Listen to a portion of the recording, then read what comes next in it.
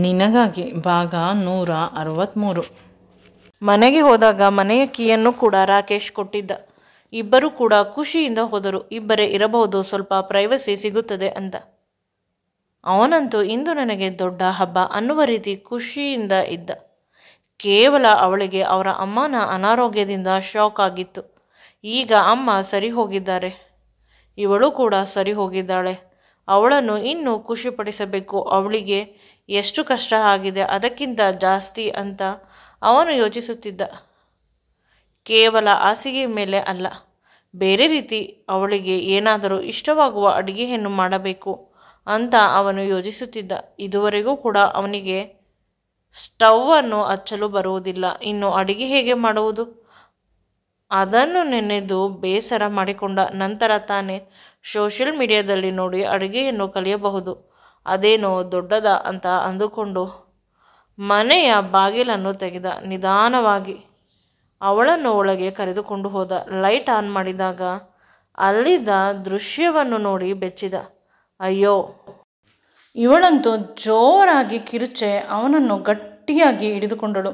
ಅವಳಿಗೂ ಕೂಡ ಮನಸ್ಸಿನಲ್ಲಿ ತುಂಬ ಭಯವಾಗುತ್ತಿದೆ ಅಂತ ಅವನು ಬೇಸರ ಮಾಡಿಕೊಂಡ. ಇಲ್ಲಿಗೆ ಕರೆದುಕೊಂಡು ಬಂದು ಇವಳನ್ನು ತಪ್ಪು ಮಾಡಿದೆ, ಆದರೆ ಸಮಯ ಮೀರಿ ಹೋಗಿದ್ದು ಎಲ್ಲವನ್ನೂ ನೋಡಿ ಆಗಿತ್ತು. ಈಗ ಅನುಭವಿಸಲೇಬೇಕು ಅಂತ ನಿಧಾನವಾಗಿ ಅವಳನ್ನು ಸಮಾಧಾನ ಮಾಡುತ್ತಿದ್ದಾನೆ. ಎಂಥ ಕೆಟ್ಟ ದಿನಗಳು ಇತ್ತೀಚೆಗೆ ನನ್ನದು ಅಂತ ನೆನೆಸಿಕೊಂಡು ಅಡುಗೆ ಮನೆ ಕಡೆ ನಿಧಾನವಾಗಿ ಹೋದನು. ಅಲ್ಲಿ ಯಾರು ಇದ್ದಾರೆ ಅಂತ ನೋಡಿದಾಗ ಮೊದಲು ಬೆಚ್ಚಿದ, ಜೋರಾಗಿ ಕಿರುಚಿದ. ನಂತರ ಎದುರುಗಡೆಯಿಂದ ಒಂದು ಮಧ್ಯಮ ವಯಸ್ಸಿನ ಹೆಂಗಸು, ನೋಡಲು ಸುಂದರವಾಗಿದ್ದಾಳೆ. ಇವನಿಗೆ ತುಂಬ ಭಯವಾಯಿತು. ಯಾವುದೋ ದೆವ್ವ ಇರಬಹುದು ಅಂತ ಅವಳು ಹತ್ತಿರ ಬಂದು ಜೋರಾಗಿ ನಕ್ಕಳು. ಇವನಿಗೆ ಕನ್ಫರ್ಮ್ ಆಯಿತು ಅಲ್ಲಿ ಇದ್ದಿದ್ದು ದೆವ್ವ ಅಂತ. ಏಕೆಂದರೆ ಅವರಿಬ್ಬರು ಒಳಗೆ ಬಂದಾಗ ಅಲ್ಲಿ ಇದ್ದವಳು ಕೂದಲನ್ನು ಬಿಟ್ಟುಕೊಂಡು ಇದ್ದಾಳೆ. ರಾಕೇಶ್ ಮನೆಯಲ್ಲಿ ಯಾರೂ ಇರುವುದಿಲ್ಲ ಅಂತ ಹೇಳಿದ್ದ, ಆದರೆ ಇವಳಿದ್ದಾಳೆ. ಅದನ್ನು ನೋಡಿ ಎದುರಿದರು. ಆಗ ಆ ಹೆಂಗಸು ಹೇಳಿದಳು, ಅಪ್ಪ ಅವರೇ, ಏನಾಯಿತು? ನಾನು ರಾಕೇಶ್ ಅವರ ಮನೆಯಲ್ಲಿ ಅಡುಗೆ ಮಾಡುವ ಹೆಂಗಸು, ಯಾಕೆ ಇಷ್ಟೊಂದು ಎದುರುತ್ತಿದ್ದೀರಾ ಅಂತ ಅವಳು ಪದೇ ಪದೇ ಕೇಳಿದಾಗ, ಅಪ್ಪ ಅವರು ನೀವು ಬರುವವರೆಗೂ ಕಾಯಿ ಅಂತ ಹೇಳಿದ್ದರು, ಅದಕ್ಕಾಗಿ ಕಾಯುತ್ತಾ ಇದ್ದೇನೆ.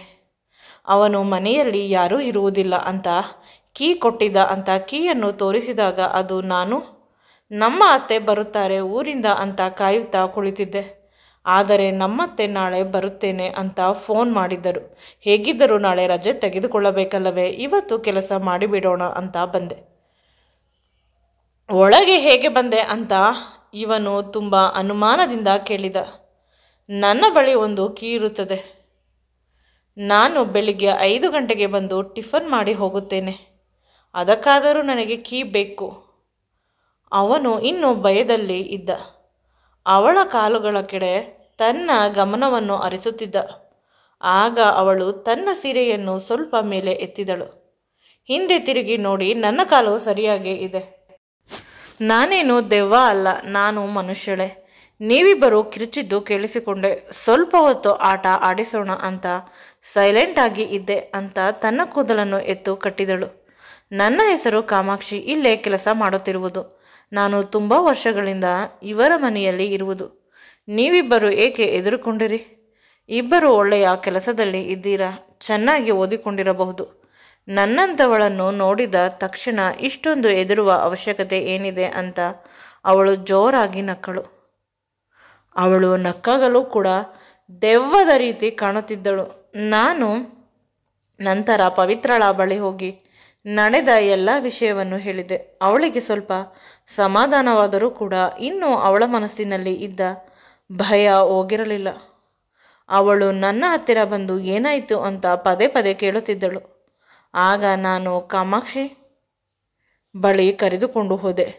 ಇವಳಿಗೆ ಎಲ್ಲ ವಿಷಯವನ್ನು ಹೇಳಿಬಿಡು, ನೀನು ದೆವ್ವ ಅಲ್ಲ ಮನುಷ್ಯಳು ಅಂತ.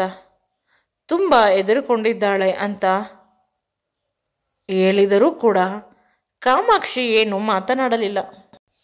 ಇವಳೇಕೆ ಮಾತನಾಡಲಿಲ್ಲ ಅಂತ ಅವನು ಪುನಃ ಪುನಃ ಅವಳನ್ನು ಕೂಗಿದರೂ ಕೂಡ ಅವಳು ಮಾತನಾಡುತ್ತಿಲ್ಲ. ಮನೆಯೆಲ್ಲ ಹುಡುಕಿದರೂ ಕೂಡ ಯಾರೂ ಇಲ್ಲ. ಈಗ ನಿಜವಾಗಲೂ ನನಗೆ ಭಯವಾಗಲು ಶುರುವಾಯಿತು. ನನಗಿಂತ ಹೆಚ್ಚಾಗಿ ಅವಳು ಭಯದಿಂದ ನನ್ನ ಕೈಯನ್ನು ಗಟ್ಟಿಯಾಗಿ ಹಿಡಿದುಕೊಂಡಳು. ಆಗ ನಾನು ಧೈರ್ಯ ಮಾಡಿ, ಅವಳು ಅಡುಗೆ ಮಾಡಿ ಹೋಗಿರಬೇಕು, ಅವರ ಅತ್ತೆ ಊರಿನಿಂದ ಬರುತ್ತಾರೆ, ಅವರನ್ನು ಪಿಕಪ್ ಮಾಡಬೇಕು ಅಂತ ಹೇಳುತ್ತಿದ್ದಳು. ಅಷ್ಟೇ. ಅಡುಗೆ ಮಾಡಿದ್ದಾರೆ ನೋಡು ಅಂತ ಹೇಳಿದಾಗ ಅವಳಿಗೆ ಸ್ವಲ್ಪ ಸಮಾಧಾನವಾಯಿತು. ದೆವ್ವ ಅಂತ ಏನೂ ಇರುವುದಿಲ್ಲ, ಸುಮ್ಮನೆ ನೀನು ಭಯದಿಂದ ಇರಬೇಡ, ಸ್ವಲ್ಪ ಧೈರ್ಯವಾಗಿ ಇರು ಅಂತ ಹೇಳಿದ. ಅಷ್ಟೇ. ಅಷ್ಟರಲ್ಲಿ ಅವಳು ಅಳುತ್ತಾ ಅವನನ್ನು ಗಟ್ಟಿಯಾಗಿ ತಬ್ಬಿಕೊಂಡಳು. ಇವನು ಅವಳನ್ನು ಸಮಾಧಾನ ಮಾಡಿದ. ಅವಳ ಬೆನ್ನನ್ನು ತನ್ನ ಬಲಗೈಯಿಂದ ಉಜ್ಜಲು ಶುರು ಮಾಡಿದ. ಎಡಗೈಯನ್ನು ಅವಳ ತಲೆಯ ಬಳಿ ಹಿಡಿದುಕೊಂಡಿದ್ದಾನೆ. ಪುಟ್ಟ ಮಗುವನ್ನು ಸಮಾಧಾನ ಮಾಡುವಂತೆ ಮಾಡುತ್ತಿದ್ದಾನೆ. ಆದರೂ ಕೂಡ ಅವಳು ಸಮಾಧಾನವಾಗುತ್ತಿಲ್ಲ. ಇವನಿಗೆ ಏನು ಮಾಡಬೇಕು ಅಂತ ತಿಳಿಯುತ್ತಿಲ್ಲ. ಅವನ ತಲೆ ಕೆಟ್ಟು ಹೋಗುತ್ತಿದೆ.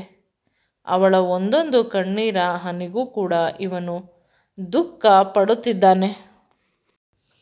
ತುಂಬ ನೋವನ್ನು ಪಡುತ್ತಿದ್ದರೂ ಕೂಡ ಅವಳ ಎದುರಿಗೆ ಬೇಸರದಿಂದ ಇಲ್ಲ, ಬದಲಿಗೆ ಖುಷಿಯಾಗಿರುವಂತೆ ವರ್ತನೆ ಮಾಡುತ್ತಿದ್ದಾನೆ.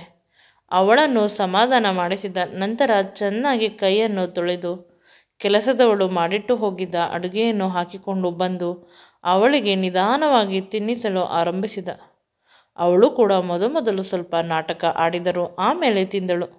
ತುಂಬ ಹೊಟ್ಟೆ ಹಸಿವು ಆಗುತ್ತಿದ್ದರಿಂದ ಯಾವುದೇ ರೀತಿ ಅವನಿಗೆ ಬೇಸರ ಮಾಡಲಿಲ್ಲ. ಆದರೆ ಅವಳಿಗೂ ಕೂಡ ಒಂದು ಆಸೆ ಹುಟ್ಟಿತ್ತು. ನಾನು ಕೂಡ ತಿನ್ನಿಸಬೇಕು ಪ್ರಜ್ವಲ್ಗೆ, ಯಾವಾಗಲೂ ಅವರೇ ತಿನ್ನಿಸುವುದು, ಅವರೇ ಎಲ್ಲ ಕೆಲಸ ಮಾಡುವುದು. ನಮ್ಮಿಬ್ಬರ ಬದುಕಿನಲ್ಲಿ ಮಾಡಬೇಕಾದ ಕೆಲಸವನ್ನು ನಾವಿಬ್ಬರು ಈಗ ಒಬ್ಬರೇ ಮಾಡುತ್ತಿದ್ದಾರೆ. ಅದು ನನ್ನ ಗಂಡ ಅಂತ ಅವಳು ಹೇಳಲು ಆರಂಭಿಸಿದಳು. ಆಗ ಅವನು, ಏನು ಆ ರೀತಿ ನೋಡುತ್ತಿದ್ದೀಯಾ, ಹೊಸ ಮಾತುಗಳನ್ನು ಕಲಿಯುತ್ತಿದ್ದೀಯಾ ಅಂದಾಗ, ಎಲ್ಲ ನಿಮ್ಮ ಟ್ರೈನಿಂಗ್ ಅಂತ ತಟ್ಟೆಯಲ್ಲಿ ಕೈಯನ್ನು ಹಾಕಲು ಹೋದಳು. ಆಗ ಅವನು ಕೂಡ ಸ್ವಲ್ಪ ಬೇಸರ ಮಾಡಿಕೊಂಡ.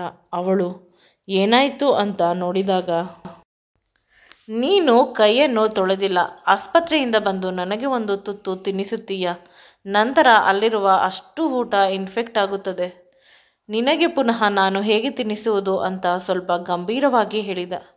ಇವನು ಇಷ್ಟೊಂದು ಸ್ಟ್ರಿಕ್ಟ್ ಇಲ್ಲ, ಒಂದು ಊಟದ ವಿಷಯಕ್ಕೆ ಹೀಗೆ ಹೇಳುತ್ತಾನೆ ಅಂತ ಅವಳಿಗೆ ಬೇಸರವಾಯಿತು. ಇನ್ನೇನಾದರೂ ಮಾತನಾಡಿದರೆ ಪುನಃ ಇನ್ನೇನಾದರೂ ಬೈಯುತ್ತಾನೆ ಅಂತ ಮೌನವಾಗಿ ಅವಳು ಅಂದುಕೊಳ್ಳುತ್ತಿದ್ದಳು. ಅವನು ಮೌನವಾಗಿ ಅವಳಿಗೆ ಊಟ ಮಾಡಿಸಿದ.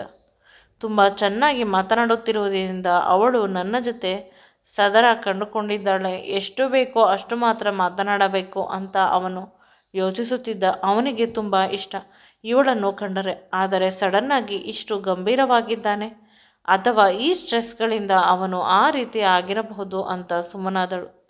ಸೈಲೆಂಟಾಗಿ ತಿಂದ. ರೂಮಿನಲ್ಲಿ ಹೋಗಿ ಮಲಗಿದಳು. ಇವನು ಕೂಡ ಅಲ್ಲೇ ಇದ್ದ ಸೋಫಾದ ಮೇಲೆ ಮಲಗಿದ್ದ. ಇಬ್ಬರೂ ಕೂಡ ಸೈಲೆಂಟಾಗಿ ಇದ್ದರು.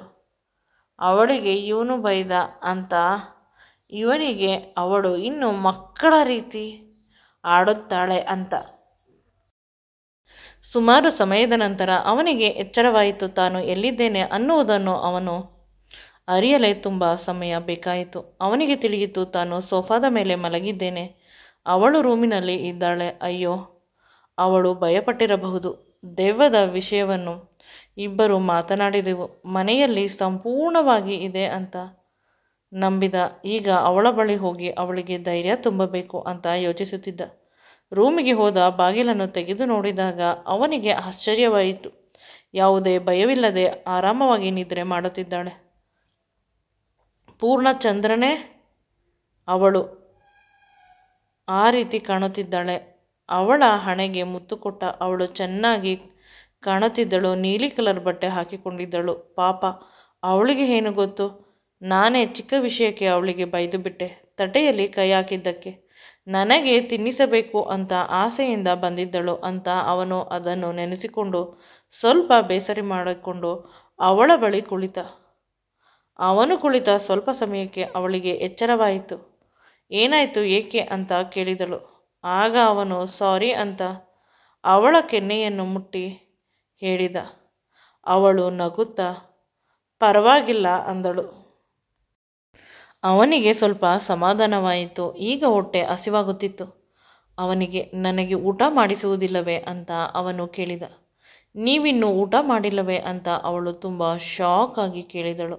ಇಲ್ಲ, ನೀನು ತಿನ್ನಿಸುತ್ತೀಯಾ ಅಂತ ಹೇಳಿ ಮಲಗಿಬಿಟ್ಟೆ. ನಾನು ಕೂಡ ಅದೇ ರೀತಿ ಮಲಗಿದೆ. ನಾನು ಊಟ ಮಾಡಿ 1-2 ದಿನವಾಗಿದೆ.